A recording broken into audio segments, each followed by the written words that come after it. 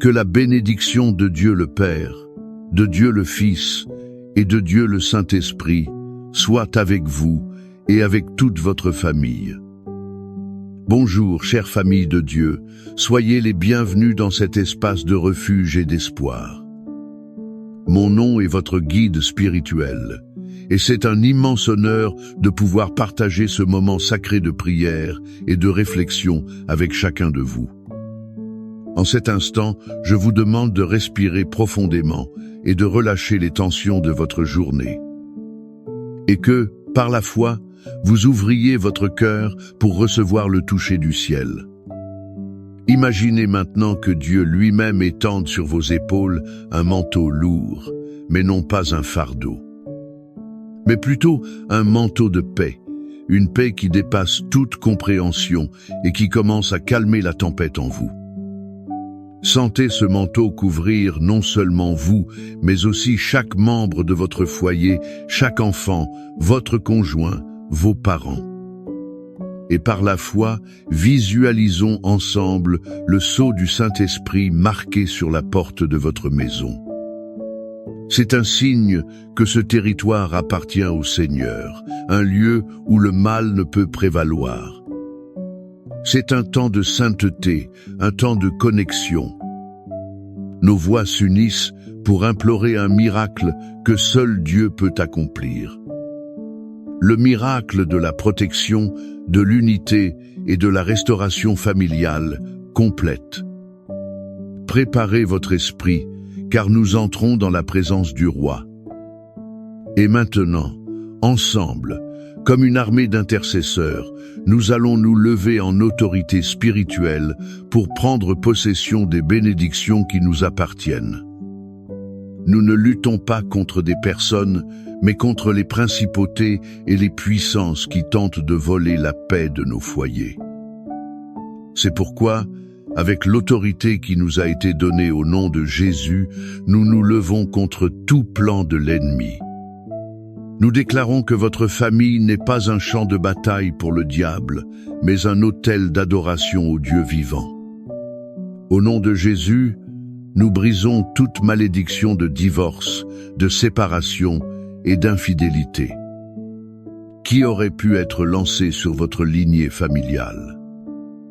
Nous annulons l'efficacité des paroles de défaite, de critiques et d'amertume qui ont été prononcées entre les murs de votre maison.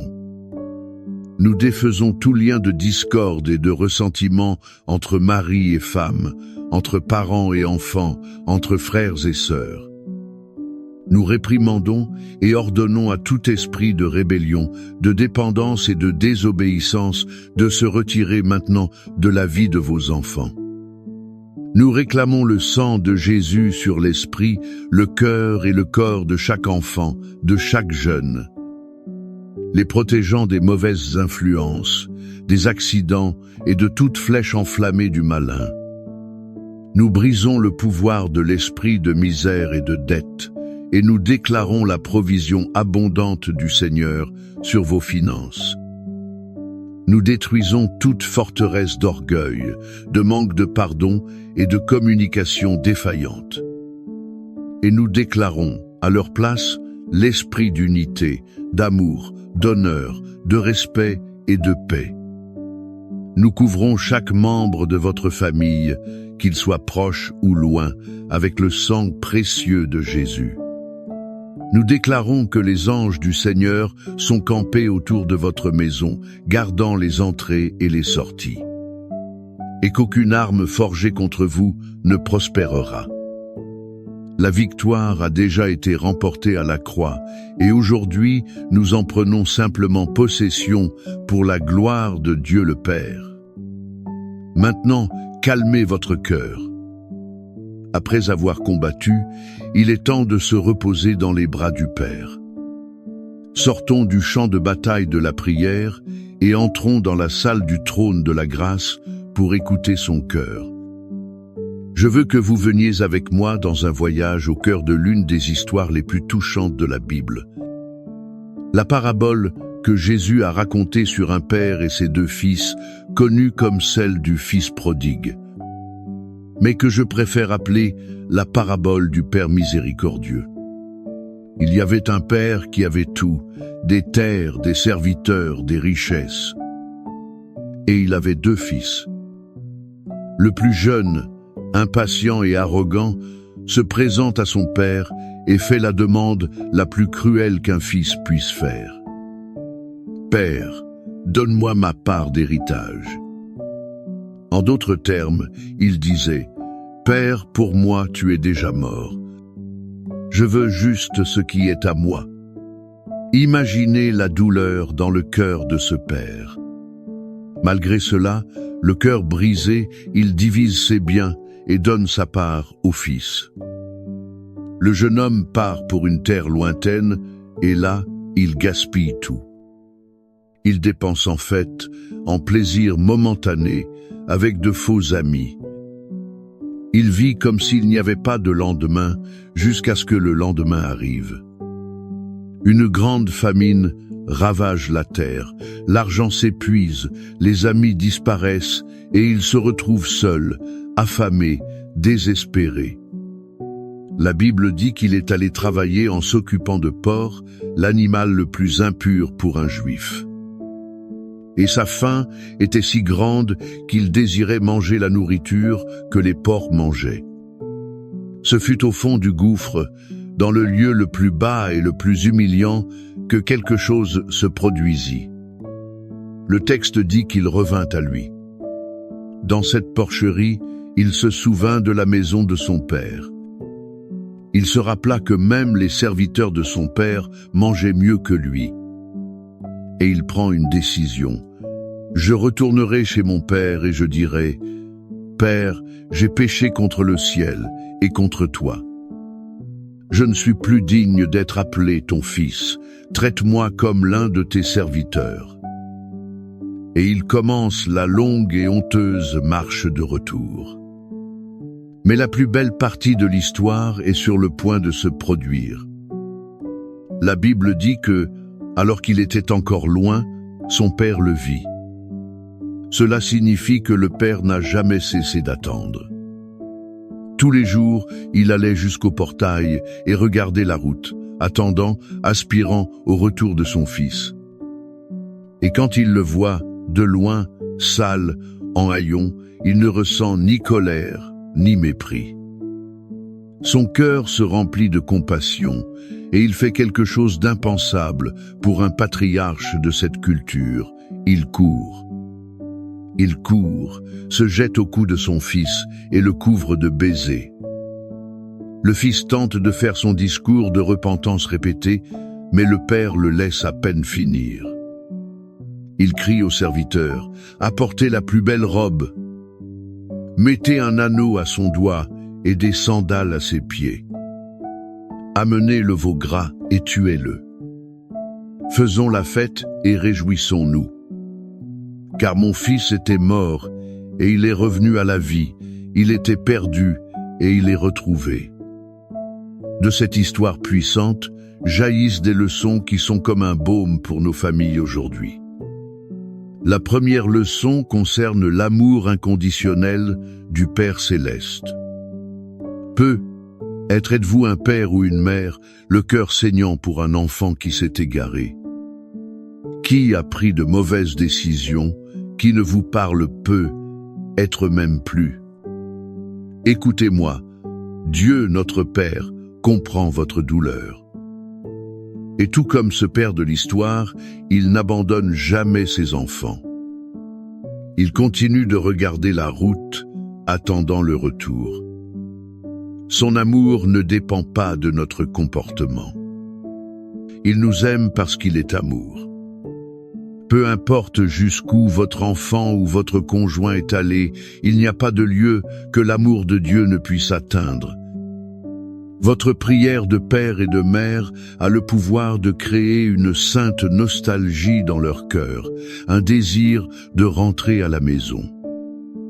La deuxième leçon est que le chemin du retour existe toujours, et il commence par un pas d'humilité. Le fils prodigue n'a commencé son voyage de retour que lorsqu'il revint à lui, quand il a reconnu son erreur et s'est humilié. Dans nos familles, souvent ce qui empêche la guérison est l'orgueil. L'orgueil de ne pas vouloir demander pardon.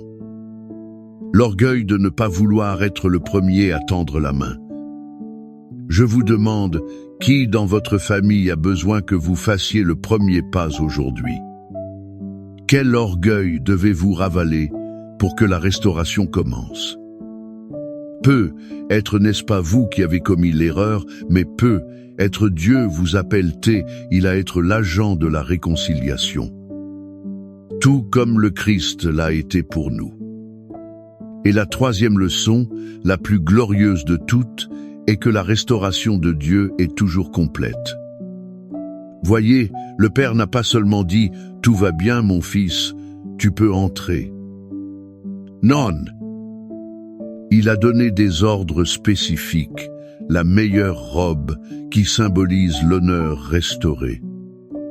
L'anneau au doigt qui symbolise l'autorité et l'identité familiale restaurée. Les sandales aux pieds qui le différenciaient d'un esclave, restaurant sa position de fils. Dieu ne veut pas seulement raccommoder votre famille. Il veut restaurer entièrement. Il veut rendre l'honneur, l'identité et la dignité qui ont été perdus dans les crises. Il veut transformer votre histoire de douleur en un témoignage de fête et de célébration. Cette histoire du Père, aimant qui court à la rencontre de son Fils, n'est pas seulement un beau conte. C'est une promesse vivante de la nature de Dieu. Et cette promesse de soin et de protection est codifiée pour nous dans sa parole, de manière poétique et puissante. Le psaume 91 est le décret de protection que ce Père aimant déclare sur ses enfants qui décident d'habiter en sa présence. C'est la muraille de feu autour de votre maison, la forteresse inébranlable contre tout mal. Et le psaume 23, que nous utiliserons comme base pour notre prière finale, est la certitude que, au sein de ces murailles de protection, le bon berger prend soin de chaque détail de notre vie, nous guidant et nous pourvoyant en tout. Alors maintenant, je vous invite à fermer les yeux, si cela est sûr de le faire. Calmez votre âme, et non seulement écoutez, mais recevez chaque parole du psaume 91. Comme si c'était Dieu lui-même qui parlait de vous et de votre maison. Recevez cette parole comme un bouclier de foi. Celui qui habite sous l'abri du Très-Haut reposera à l'ombre du Tout-Puissant. Je dirai de l'Éternel, il est mon Dieu, mon refuge, ma forteresse, et en lui je me confierai. Car c'est lui qui te délivrera du filet de l'oiseleur et de la peste pernicieuse. Il te couvrira de ses plumes, et sous ses ailes tu te réfugieras. Sa fidélité sera ton bouclier et ta cuirasse. Tu n'auras pas peur des terreurs de la nuit, ni de la flèche qui vole de jour, ni de la peste qui marche dans l'obscurité, ni de l'extermination qui frappe en plein midi. 1000 tomberont à ton côté et 10 000 à ta droite, mais tu ne seras pas atteint. Seulement de tes yeux tu contempleras, et tu verras la récompense des méchants.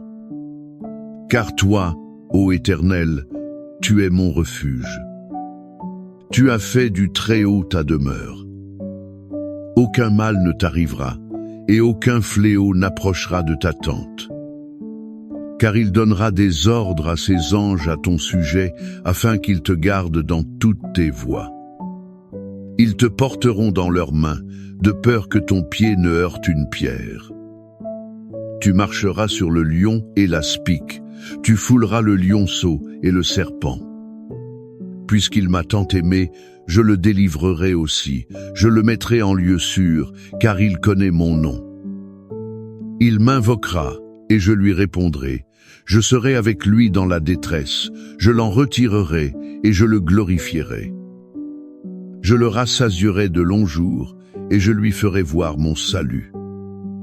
Père bien-aimé, à la lumière de ta parabole d'amour et fortifiés par la promesse inébranlable de ton psaume. Nous nous présentons humblement devant toi, non comme des serviteurs, mais comme des fils et des filles aimés. Nous apportons à tes pieds le bien le plus précieux que tu nous aies donné, notre famille. Seigneur, en ce moment, nous voulons prier spécifiquement pour chaque fils et fille qui, comme le prodigue, s'est éloigné du foyer. Loin de tes voies, loin de la communion familiale. Où qu'ils soient, Père, nous te demandons que ton Esprit Saint les atteigne, qu'ils reviennent à eux et qu'une sainte nostalgie du foyer et de ta présence inonde leur âme. Brise les chaînes des addictions, des mauvaises compagnies, des idéologies qui les emprisonnent. Père, comme ce Père de l'histoire, nous nous engageons à regarder la route tous les jours avec espérance. Et nous te demandons de préparer nos cœurs pour courir à leur rencontre avec une étreinte de pardon et non avec un doigt accusateur. Nous prions maintenant pour les mariages qui traversent la vallée de l'ombre de la mort. Là où la communication s'est brisée, où la froideur s'est installée, où la rancune a bâti des murs, nous implorons ton intervention divine. Seigneur, restaure l'alliance matrimoniale. Répands l'huile de ton esprit sur les cœurs endurcis. Que l'amour, le respect, la patience et le pardon recommencent à couler. Que chaque couple puisse redécouvrir la joie de la compagnie l'un de l'autre. Et que leur foyer soit un reflet de ton union avec l'Église. Nous implorons la réconciliation entre parents et enfants, entre frères et sœurs, là où le silence et la distance sont devenus la norme. Là où il y a de la rancune, qu'il y ait guérison. Là où il y a de l'orgueil, qu'il y ait humilité. Là où il y a offense, qu'il y ait pardon. Unis les cœurs, Seigneur, par des liens d'amour qui sont plus forts que toute discorde. Et basés sur la promesse de ton psaume 23, nous déclarons « L'Éternel est le berger de notre famille, et c'est pourquoi nous ne manquerons de rien. » Père, ouvre les portes de la provision financière. Réprimande le dévoreur. Multiplie les ressources et enseigne-nous à être de bons intendants de tout ce que tu places entre nos mains. Que le pain ne manque jamais à notre table, mais qu'il déborde afin que nous puissions être une bénédiction dans la vie des autres. Enfin, Seigneur, nous étendons nos mains avec foi et prions pour la guérison. La guérison physique pour tous ceux qui sont malades dans notre entourage familial. Que ton pouvoir restaurateur parcourt chaque cellule, chaque organe, apportant vie et santé. Et nous prions pour la guérison des blessures de l'âme, les blessures du rejet, de l'abus, de la trahison, de la perte. Touche avec ton baume guérisseur chaque souvenir douloureux et transforme nos cicatrices en témoignage de ton pouvoir. Si vous croyez au pouvoir de cette prière, je veux vous inviter à sceller votre foi en ce moment. Écrivez ici dans les commentaires le nom de votre famille ou déclarez simplement « Ma maison sert le Seigneur ». En faisant cela, vous prophétisez et libérez cette parole de foi sur votre foyer. Que l'image du Père courant à votre rencontre reste gravée dans votre cœur durant toute cette semaine.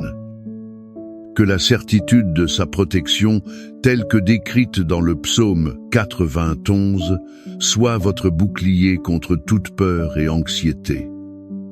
Que l'unité du Saint-Esprit commence à opérer de manière miraculeuse dans vos relations, apportant la paix là où il y avait la guerre et l'amour là où il y avait la douleur. Rappelez-vous, vous n'êtes pas seul dans ce voyage. Le Père attend, le Fils intercède et le Saint-Esprit vous donne le pouvoir. Allez en paix, couverts par la grâce, gardés par le pouvoir et aimés inconditionnellement par le Père. Que la bénédiction de l'harmonie, de la provision et de la santé divine repose sur vous et sur toute votre maison, aujourd'hui et pour toujours. Au nom du Père, du Fils et du Saint-Esprit. Amen.